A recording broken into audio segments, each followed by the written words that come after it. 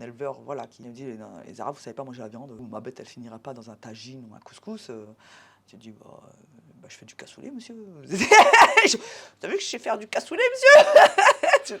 Je m'appelle Faiza, je suis bouchère charcutière et je suis la fondatrice de la boucherie Molati qui est située à Roubaix. Ça va faire 5 ans. On est justement avec un cercle de femmes éleveuses dans le Nord-Pas-de-Calais. C'était pas forcément volontaire, je voulais pas un circuit de femmes, je voulais pas du tout, c'est juste que je suis tombée sur elles. On a eu ce point commun où elles font attention à leurs bêtes, elles font attention à leur bien-être, l'alimentation est saine, de l'agriculture locale, donc ils vont aller chercher des pommes de terre de l'agriculteur du voisin, des céréales aussi. Et je trouve que c'est hyper important aujourd'hui de valoriser nos éleveurs, faut pas les lâcher quoi.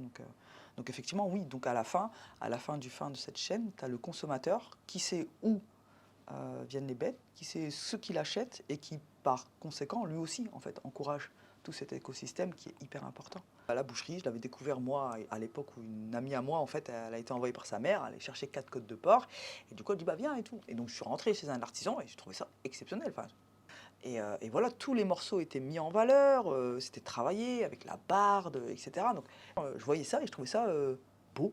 Je trouvais ça beau. J'ai été effectivement attiré par la boucherie, mais depuis que j'ai découvert la charcuterie c'est génial. Enfin, je préfère la charcuterie à la boucherie, c'est con. Hein.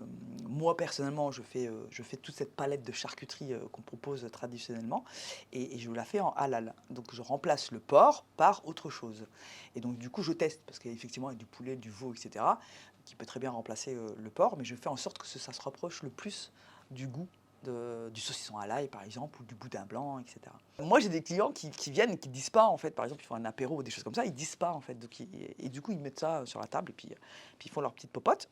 Et effectivement, il y a leur entourage qui goûte et qui trouve ça, ouais, c'est bon, etc., etc. D'où ça sort? Bah, c'est une boucherie halal. Non, c'est pas vrai. Si, c'est une boucherie halal, c'est boucherie Molati, tu devrais aller. Non, c'est pas possible. Non, non, non. Et puis moi, je me lève à 3-4 heures du matin, je vais à la boucherie. À 7 heures, je rentre à la maison, je réveille les enfants. Ils s'occupent, voilà, petit déj, brosse à dents, tout le tralala. Je les emmène à l'école, je repars, travail. Et puis 9h30, j'ouvre. Et puis là, je fais une journée entière. 19h, on ferme. Mais à 19h, on ne laisse pas une boucherie comme ça. Donc on nettoie, on lave, on range la viande, on range ceci, on range cela. Et puis on rentre à la maison, il est 20h30, 21h. Ça fait 5 ans que je travaille autant et que je ne me prends pas de salaire. Ouais. Le but, c'est au-delà de l'argent. Ce serait pour de l'argent, j'aurais arrêté depuis longtemps. Je pense aux consommateurs. Je me dis, ok, si j'arrête, les petits-enfants qui viennent, qui mangent de la charcuterie, de la bonne charcuterie, sans sel nitrite, sans conservateur, ils vont manger où?